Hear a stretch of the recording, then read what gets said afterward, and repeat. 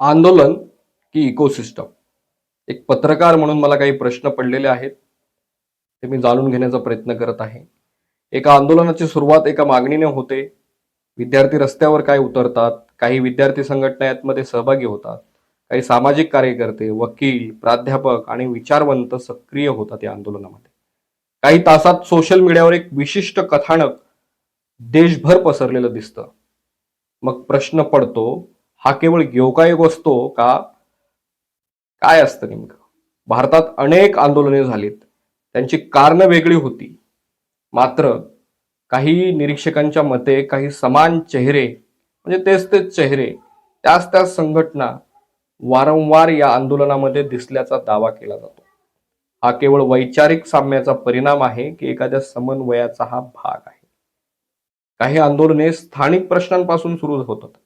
काहीतरी छोटे प्रश्न स्थानिकचे असतात, त्यावरून हे आंदोलन सुरू होऊन नंतर केंद्र सरकार किंवा पंतप्रधान नरेंद्र मोदी यांच्या धोरणांवरील टीकेकडे वळल्याचंही अनेकांचं निरीक्षण आहे. नेमकं हे स्थानिक प्रश्न असतात, नंतर मग ते कुठेतरी नरेंद्र मोदीजी किंवा केंद्र सरकारला घेरण्याचा प्रयत्न केला जातो. कशामुळे? हा लोकशाहीतील आपल्या सगळ्यांचा स्वाभाविक प्रवास आहे की आखलेल्या रणनीतीचा एखादा हा भाग आहे. हे सुद्धा तेवढंच महत्वाचं आहे. काही जण याला लोकशाहीतील नैसर्गिक आंदोलन मानतात, तर काही जण यामागे एक संपूर्ण इकोसिस्टीम कार्यरत असल्याचा दावा करतात.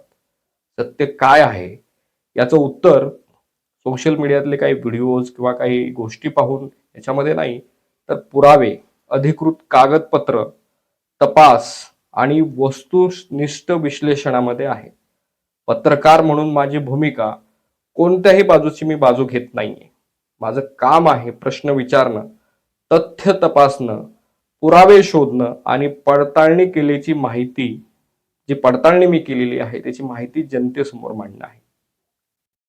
लोकशाहीत प्रश्न विचारणं जितकं महत्वाचं आहे मित्रांनो, तितकंच प्रत्येक दाव्याची पडताळणी करणंही आवश्यक आहे. आपण जी पडताळणी केलेली आहे ती लोकांसमोर आपण मांडू शकू. त्यामुळे कोणत्याही विचारसरणीला मी असेल, तुम्ही असेल, अंधपणाने स्वीकारू नका.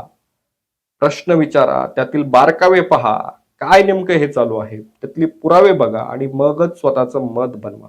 कारण सध्या जे काही चालू आहे, जे तरुण दिल्लीच्या रस्त्यावर उतरून आंदोलन करतायत, त्याला कुठेतरी वेगळ्या वळणावरती नेलं जातंय का? हा सुद्धा माझा एक दृष्टिकोन आहे, बघण्याचा अँगल आहे. तुमचा काय आहे? यामध्ये काही लोक त्यांची पोळी भाजून घेत आहेत का? कारण की मी पाहिलेलं आहे, जेव्हा कधी नरेंद्रजी मोदी आणि केंद्र सरकारवरती असे काही ताशेरे ओढले जातात, तेव्हा हे लोक फक्त आणि फक्त नरेंद्र मोदी यांना विरोध म्हणून या आंदोलनामध्ये सहभागी होतात, असं माझं मत आहे.